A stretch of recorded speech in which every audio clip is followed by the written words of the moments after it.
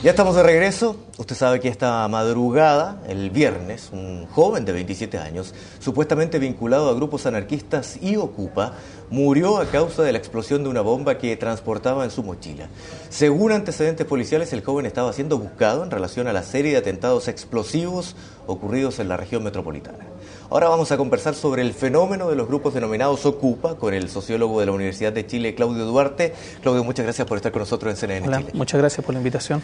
Mira, primero te quiero preguntar para la gente que puede no saber el nacimiento y a qué se dedican principalmente los grupos Ocupa, que son de origen europeo. Y luego se traspasan a esta parte del mundo, ¿no? Sí, son grupos que emergen fundamentalmente en España, cuya razón principal tiene que ver con buscar espacios al interior de la sociedad que le permitan desarrollar sus propuestas culturales. Y esas propuestas culturales comúnmente tienen que ver con el desarrollo de propuestas artísticas, propuestas literarias, propuestas fundamentalmente que les permitan expresar su sentir a través del arte. Ahora, los Ocupas se hacen cargo de casas que están desocupadas, sin habitantes, Sí. pero están contraviniendo la ley, pese a eso. ¿Son anarquistas por definición en ese sentido? No. El anarquismo es una filosofía política. Sí, pero la definición de la RAE, por ejemplo, es desconocer el poder público, la anarquía. Ya, lo que yo diría es que si siguiéramos a la RAE, hay varios ciudadanos en este país que cabrían en la idea de anarquistas porque no siguen la ley, ¿sí? O no siguen el orden público.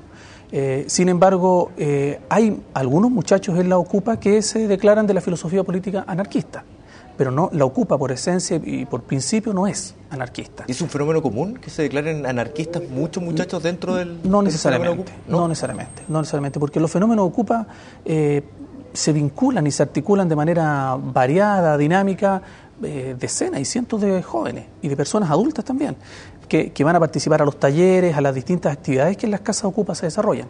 Yo diría que lo que caracteriza fundamentalmente al fenómeno Ocupa que son un movimiento de carácter contracultural. O sea, que pretenden, a través de su trabajo artístico, a través de su proceso de producción cultural, mostrar una alternativa a lo que ellos definen como parte de lo que denominan un sistema de dominación cultural.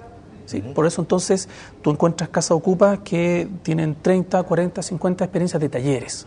¿Sí? Talleres abiertos, talleres gratuitos, donde aprenden danza, aprenden circo, aprenden graffiti, aprenden teatro, guitarra, tango, salsa. Entonces, decíamos, Claudio, que este movimiento nace en España. ¿No se desvirtuó al pasar a Chile o se mezcló con otros grupos con intereses más políticos que culturales? No, o sea, que los intereses culturales son intereses políticos. Y los intereses políticos también influyen en la cultura. Por lo tanto, correcto, yo creo que no hay una desvirtuación, que es como todos los movimientos culturales, incluidos los movimientos que tienen que ver con la música que promueven los medios de consumo, al trasladarse de una sociedad a otra, esos fenómenos culturales van siendo enriquecidos, variados, se va produciendo unos procesos que se denominan de hibridación cultural entre los distintos actores que ahí participan. Entonces, yo no creo que se haya desvirtuado en absoluto, creo que más bien en América Latina, porque esto es un fenómeno en América Latina y el Caribe, no solo en Chile, se le ha ido dando los contenidos propios de cada país, de cada región.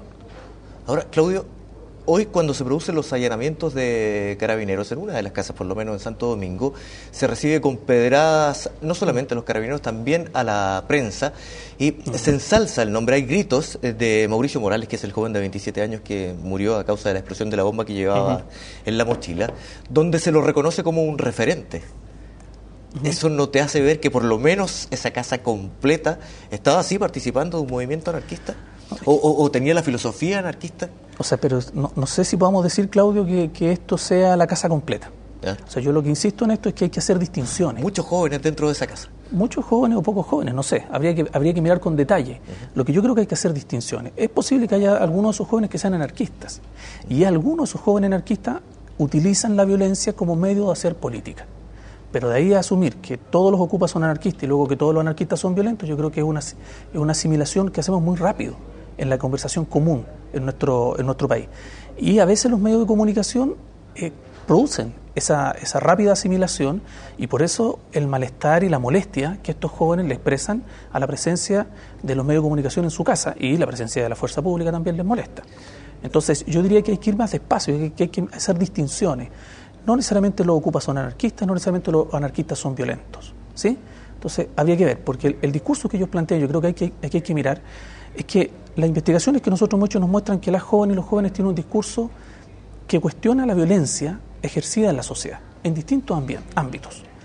Y ahí es bien interesante porque al mismo tiempo que cuestionan la violencia ejercida por lo que ellos denominan el sistema, por sus profesores, por sus padres, etcétera. El modelo económico. El modelo económico, ¿no? Siempre el tema de la pobreza y de la desigualdad en Chile lo consideran una situación profundamente violenta. Sin embargo, ellos justifican su violencia en el sentido, por ejemplo, de que si ellos sorprendieran a alguien robando en el Paseo Humada a otra persona, ellos estarían de acuerdo con la idea de ojo por ojo, diente por diente, y aplicarle ahí mismo, digamos, una golpiza o algo por el estilo. Eso nuevamente un desconocimiento de la ley, pasar por encima de la ley, desconocer la ley. Pero yo estoy hablando de los jóvenes en términos genéricos ahora, ¿no? La última investigación que nosotros hicimos no habla necesariamente de los anarquistas, perfecto, sino que de la idea de cuáles son las relaciones de legitimidad y ilegitimidad que los jóvenes asumen con la violencia. Es legítima toda la violencia que nos afecta, pero legitimamos la violencia que nosotros ejercemos. ¿Sí?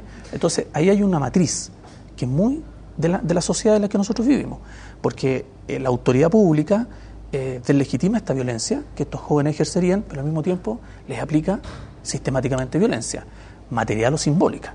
Ahora, Claudio, ¿cómo se explica, volviendo al tema de los ocupas, el que sistemáticamente, una vez que se producen este tipo de atentados, me acuerdo de la bomba incendiaria en el Palacio de la Moneda en un momento determinado también,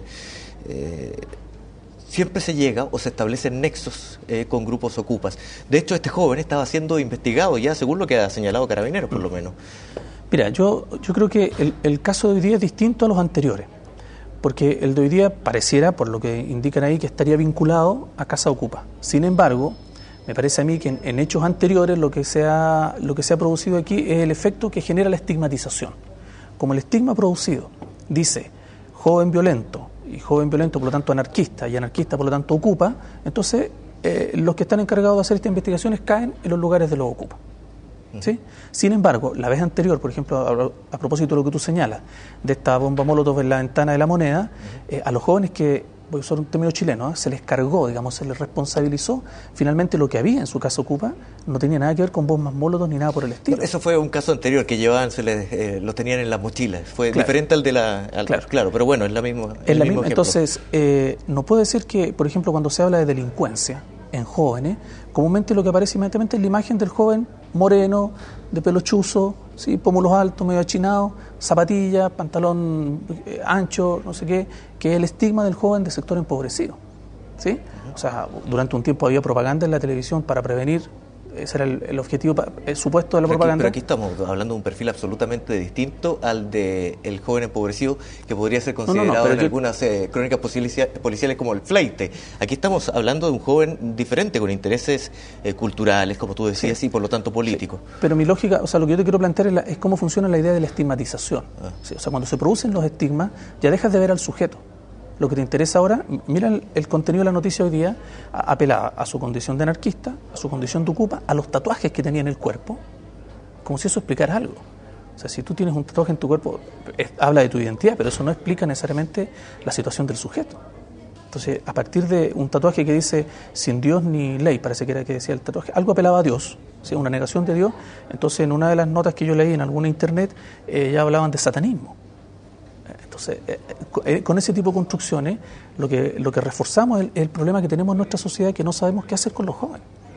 Claudio, te quiero agradecer para darnos luces y algún argumento como para tratar este tipo de situaciones cuando nos llegan a través de las informaciones que recibimos, pero no sabemos exactamente a qué se trata, a qué fenómeno responde y qué tipo de gente es la que eventualmente estaría participando de este tipo de situaciones. Muchas gracias nuevamente. Gracias a ustedes.